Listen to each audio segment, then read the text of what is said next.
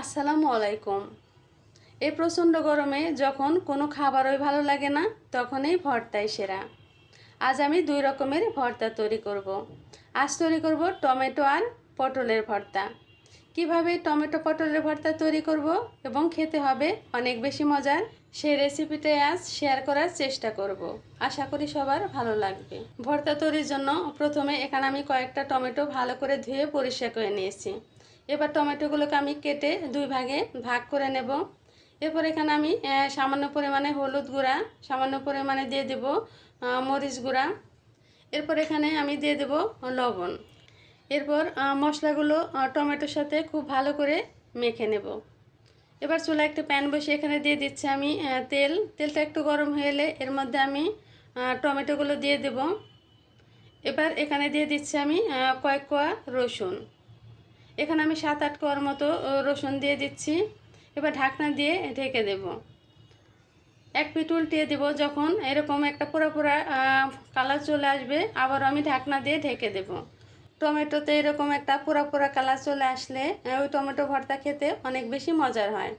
রসুনগুলো সুন্দর মতো সিদ্ধ হয়ে গেছে এবং টমেটোগুলো সিদ্ধ হয়ে নরম হয়ে গেছে। এবার এগুলোকে আমি প্যান থেকে তুলে নিচ্ছি।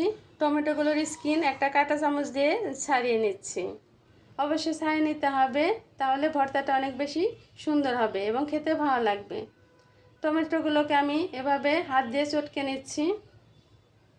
হাত দিয়ে চটকে নেওয়ার পর এবার চুলায় আরেকটা প্যান বসিয়ে এখানে দিয়ে দিচ্ছি আমি সরিষার তেল।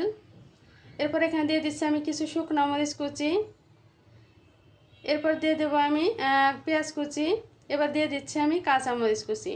সবগুলোকে একটু ভেজে নেব। এবার চটকে নেওয়া টমেটোগুলোকে এখানে দিয়ে দিচ্ছি।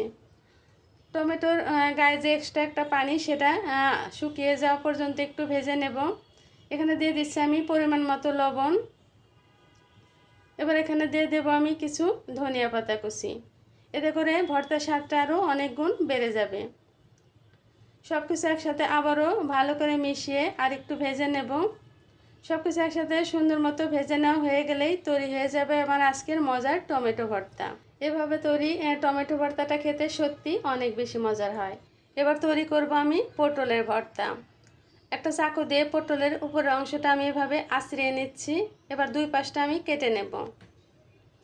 দুই পাশ কেটে নিয়ে এরপর আমি মাঝখান থেকে পটলটাকে দুই ভাগে ভাগ করে নেব। এভাবে সবগুলো পটলে আমি কেটে নেব। এখানে আমি সামান্য পরিমাণে দিয়ে দিচ্ছি হলুদ গুঁড়া, দিয়ে পটলের সাথে খুব ভালো মতো মিশিয়ে নিচ্ছি। এবার চুলা আরেকটা প্যান বসিয়ে এখানে দিয়ে দিচ্ছি আমি সরিষার তেল। এখানে আমি কয়েকটা শুকনা মরিচ দিয়ে ভেজে নিচ্ছি। ভেজে নেওয়া হয়ে গেলে আমি মরিচগুলোকে তুলে নেব। এবার এর মধ্যে আমি এক এক করে দিয়ে দেব পটলগুলোকে এভাবে উল্টে ভেজে নেব। দেখুন পটলগুলো খুব সুন্দর মতো নরম হয়ে গেছে এবং ভাজা হয়ে গেছে। এবার আমি ভর্তা তৈরি করে নেব। এখানে আমি নিয়ে নিলাম কয়েকটা শুকনো মরিচ। আপনারা আপনাদের পছন্দ অনুযায়ী মরিচ নিতে পারেন। এখানে আমি লবণ দিয়ে মরিচগুলোকে ভেঙে গুঁড়ো করে নিচ্ছি। দিয়ে দিচ্ছি এখানে আমি পেঁয়াজ কুচি।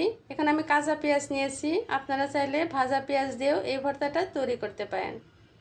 এখানে দিয়ে দিচ্ছি আমি ধনিয়া পাতা কুচি। আবার সব কিছু একসাথে ভালো করে মিশিয়ে নিচ্ছি। মিশিয়ে নেওয়া হয়ে গেলে এখানে আমি পটলগুলো নিয়ে নেব। নিয়ে হাত দিয়ে ভালো করে ভেঙে নেব।